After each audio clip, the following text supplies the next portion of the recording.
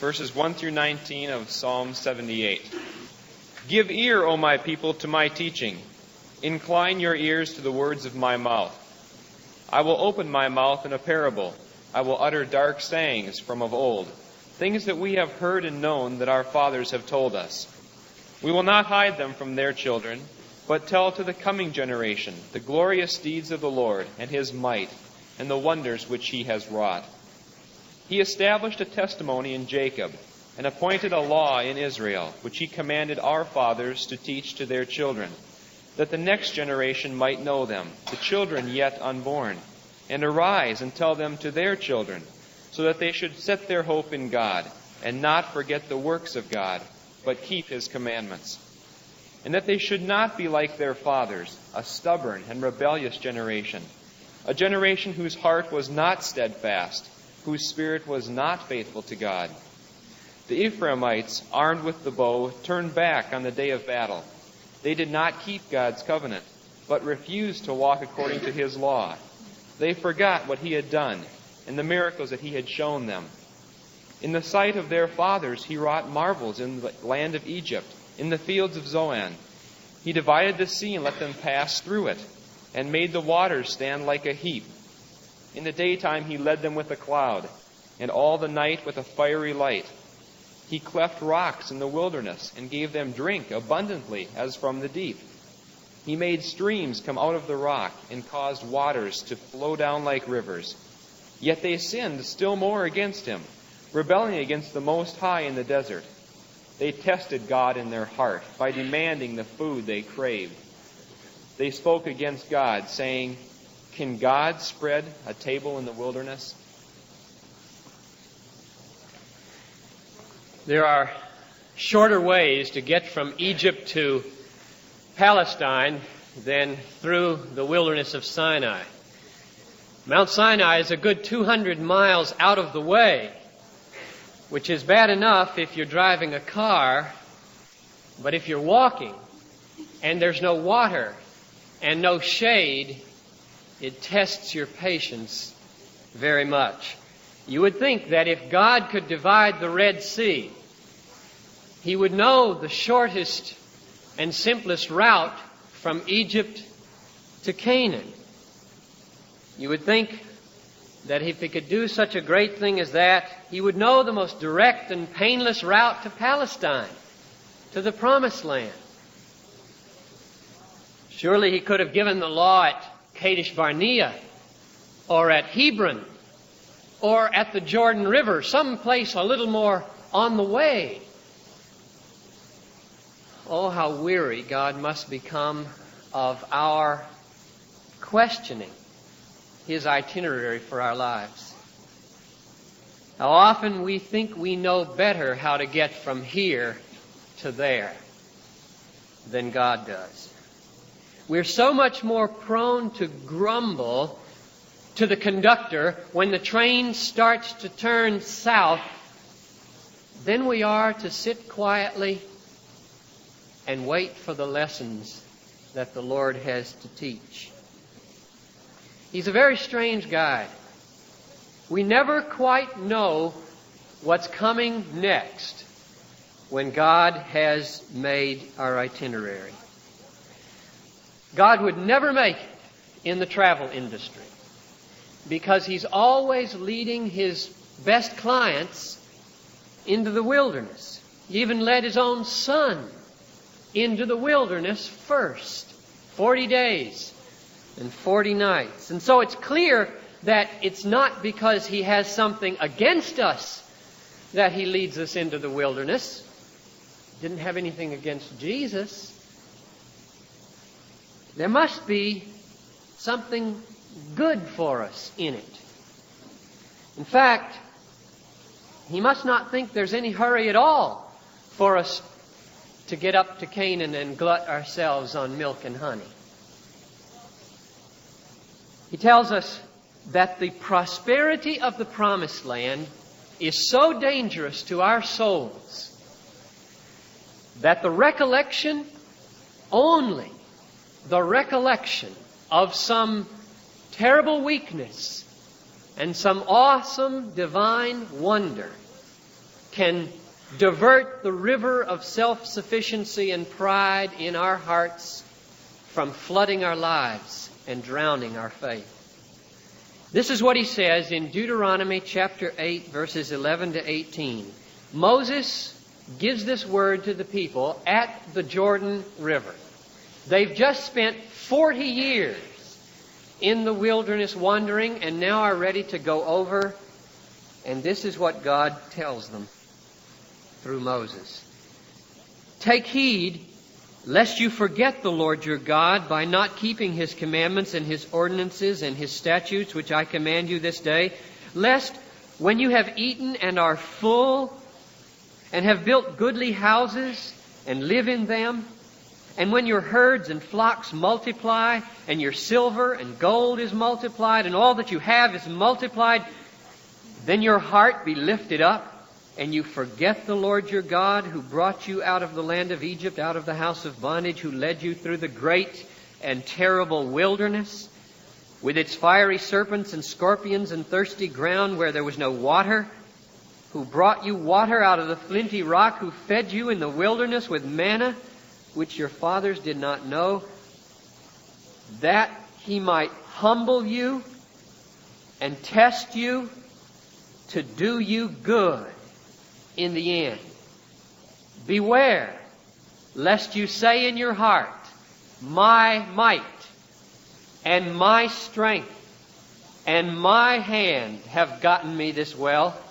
You shall remember the Lord your God, for it is He who gives you power to get wealth, that He may confirm His covenant, which He swore to your fathers. Now there's the philosophy of our travel agent in a nutshell. These trips to the wilderness, they are not detours at all.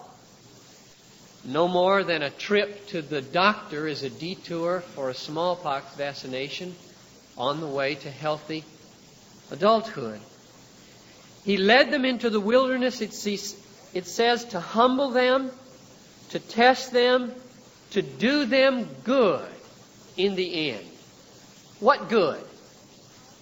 The houses, the goodly houses of the promised land? The multiplied flocks and herds and gold and silver? No. You don't need 40 years wandering in the wilderness to teach you how to get wealth. That wasn't the purpose.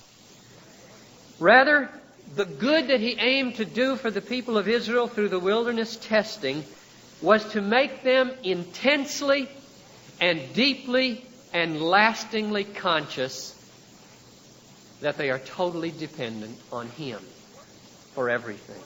He wanted to do some wonders for them in the wilderness when they were totally helpless, so that they would know that no reasonable person could ever say, by my power and my strength and my hand, I have gotten me this well. The real testing of life is in the promised land more than in the wilderness.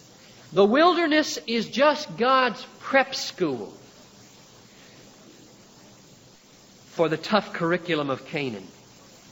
The wilderness is the boot camp. The battle for the heart is going to be fought in Canaan when the prosperity comes. There are more subtle spiritual scorpions and serpents in the goodly houses and the flocks and the fields and the herds and the gold and the silver of the promised land than there are under all the rocks of the wilderness. And none of us is so clever that we can avoid their bite. None of us is so immune to their sting that we can ignore God's itinerary and bypass the wilderness. The wilderness is God's inoculation against the infection of the promised land and its prosperity. You can count on it, child of God. If you haven't been there yet, you will be there soon. Know then Deuteronomy says, in your heart, that as a man disciplines his, the Lord your God disciplines you. For the moment, all discipline seems painful instead of pleasant. But later, it bears the peaceful fruit of righteousness to those who have been trained by it. The wilderness is never easy. It is never easy. But it is good for us if we will be trained by it.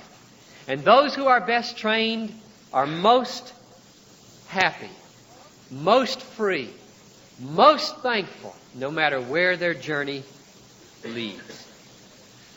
Now, the history of Israel that we're tracing out in this series of messages that extends from the Exodus to the entrance into the Promised Land can be summed up very briefly like this. After the Exodus, it takes about 3 months to get to Mount Sinai. And those 3 months are described for us in Exodus chapter 14 through 18. Then in chapter 19, they arrive at the wilderness of Sinai.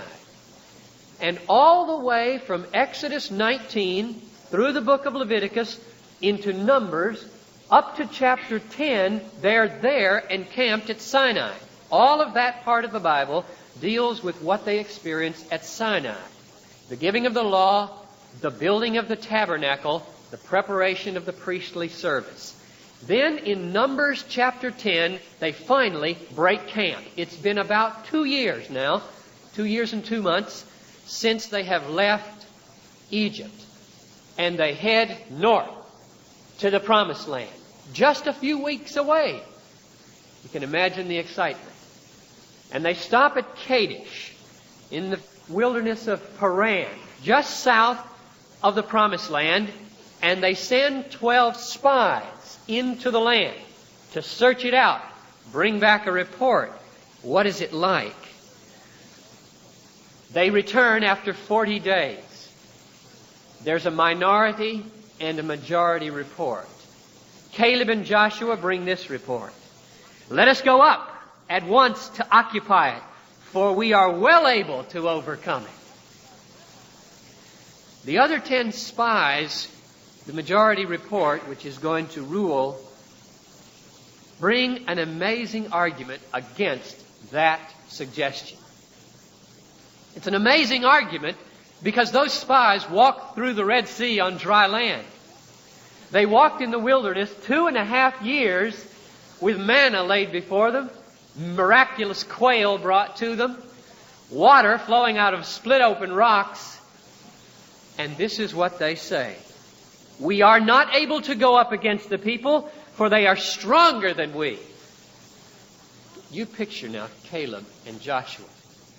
They look at each other. Then they look at Moses. Their mouths fall open and their voices rise to a crescendo. So what? What is the relative strength between them and us have to do with whether we should go in? It's just utterly frustrating. People who trust in God are always baffled by the practical atheism of nominal believers. If God said, go up, it doesn't matter that we look like grasshoppers and they look like giants. You go up and you win. But 2.5 years in the wilderness, with the wonders of God and the weakness of man, wasn't enough to teach them the lesson. The people were not ready. They did not have faith, and they rebelled against Moses. And this is what the Lord says to Moses in Numbers 14:11. How long will this people despise me? And how long will they not believe in me, in spite of all the signs which I have wrought among them? I will strike them with the pestilence and disinherit them. Now, Moses is the most amazing leader in the world. You know what most leaders would say? Amen. Let's start over with a new church. Not Moses. Moses had so much patience, so much love for this people, he fell on his face. And again, after many times, this is what he said. Lord, don't disinherit your people. Forgive your people. And he gave God two reasons. He always argues with God. Reason number one, if you destroy this people in the wilderness, God, the Egyptians are going to say you couldn't bring them in, and your name will be laughed to scorn. That's a strong argument with God. He loves His name. And the second argument came from His revelation on Sinai. Remember, Lord, what you said about yourself in Exodus 34. I am a God slow to anger, abounding in steadfast love, showing mercy unto thousands, forgiving iniquity and transgression. God, that's the way you are. Relent. God relented. Prayer is powerful when you pray like that, appealing to God's name and the revelation of His glory and His character. So he relented and listened to what He said. You might think it's only a partial relenting, and it is. I have pardoned according to your word, but truly as I live and as the earth shall be filled with the glory of the Lord, none of the men who have seen my glory and my signs which I wrought in Egypt and in the wilderness, and yet have put me to the proof these 10 times and have not hearkened to my voice, none of them shall see the land which I swore to give to their fathers. And none of those who despised me shall see it. But my servant Caleb, because he has a different spirit and has followed me fully, I will bring into the land in which he went, and his descendants shall possess it.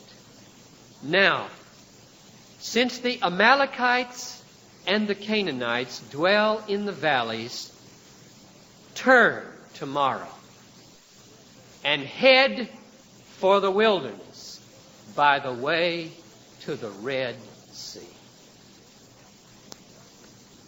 2.5 years wandering in the wilderness wasn't enough. Let's try 40. It's not hard, is it, to see the lesson of God in the wilderness experience of Israel? God said, even though they saw my glory in the Red Sea and in the wonders in the wilderness, even yet they put me to the test again and again by their grumbling, and they did not hearken to me, and they did not rest in my power. Now the implication is clear. The purpose of the Exodus and the purpose of the wilderness wandering is to humble us before God so that we know our need, and then to show us great wonders so that we learn to trust in the Lord with all our heart and lean not on our own insight or power. The curriculum of the wilderness is designed to lay bare the helplessness of human beings.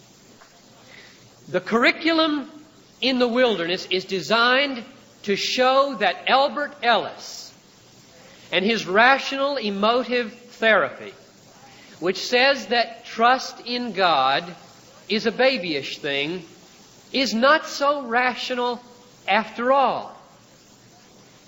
But that, in fact, in the wilderness, human beings really are like helpless babies. And unless we turn and become like children, we shall all likewise perish. But that's just Wilderness 101. That's the basic course. There's an advanced seminar that's coming. That course is called Deflating the Human Ego, Wilderness 101. There's an advanced seminar now that's entitled Can God Spread a Table in the Wilderness? Or How to Spread a Table in the Wilderness. Now, this second course is a snap if you're ready for it. Very, very simple. But if you're not ready for it, it's very humiliating. It's taught in 2 halves, 2 semesters. The one is on the trip from Egypt to Sinai, and the other is on the trip from Sinai to the Promised Land. The first half of the course is taught in chapter 16 of Exodus. The lesson from 101 has been learned well. They know that they're helpless. They say, "Would that we had died in the land of Egypt when we sat by the flesh pots and ate bread to the full. For you have brought us out into this wilderness to kill us, to kill this whole assembly with hunger." So they've got lesson number 1. They're going to die without help. Now for the advanced lesson. God says, "Behold, I will rain down bread from heaven for you. At twilight you shall eat flesh, and in the morning you shall be filled with bread. And then you shall know that I am the Lord your God.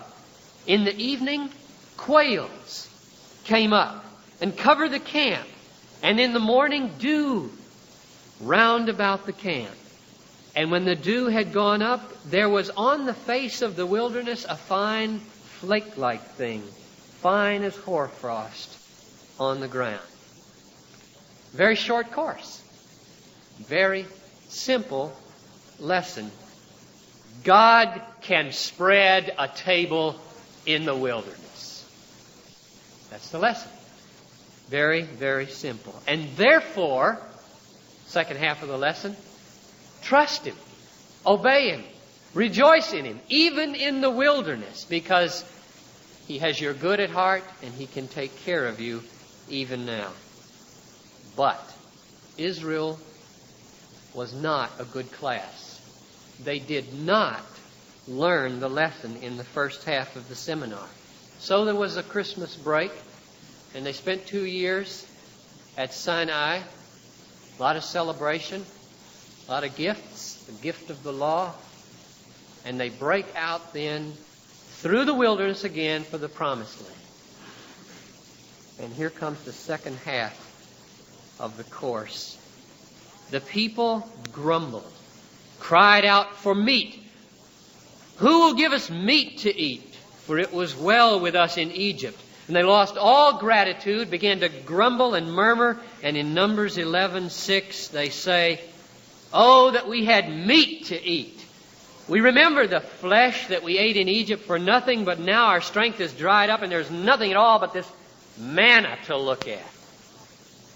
That attitude makes the teacher very angry at his class. And he says, here's the second and very humiliating half of the course. "The Lord will give you meat, and you shall eat. You shall not eat 1 day, or 2 days, or 5 days, or 10 days, or 20 days. You shall eat a whole month until it comes out at your nostrils and becomes loathsome to you, because you have rejected the Lord who is among you and have wept before Him, saying, 'Why did we come forth out of Egypt?'" It's a terrible and foolish thing to say to a teacher, "I would have been better off if I'd have never signed up for this course. I would have been better off, God, if I'd never started a life with you." Only very short-sighted and stubborn students want to drop out of the advanced seminar of God's wilderness prep school. It's not easy, but nothing on earth that's worthwhile is easy. It is absolutely essential, however, if we're going to graduate into the Promised Land. Now, the explicit purpose that God had in leading His people through the wilderness and in doing wonders for them is given in a text we've already read, Deuteronomy 8:16, which says, "To humble you and to test you, to do you good in the end." In the wilderness, we are all stripped of all the devices by which we elude or delude ourselves into thinking that we are self-sufficient. The test then is to see whether or not we will be thankful for the provisions provided and trust the Lord to bring us through. And the good that will come to us, that's the solid assurance that every giant is going to tumble before us little grasshoppers as we march straight for the promised land on the road to obedience. The road of obedience. God did spread a table in the wilderness, even for a stiff-necked and rebellious people like Israel. How much more then will He spread a table for us in our wilderness, we who trust Him and believe in His saving power? Trust the Lord and do good, and you will dwell in the land and enjoy security. Delight yourself in the Lord, and He will give you the desires of your heart. Commit your way to the Lord. Trust in Him, and He will act. He will bring forth your vindication as the light and your right as the noonday. Be still before the Lord and wait patiently for Him.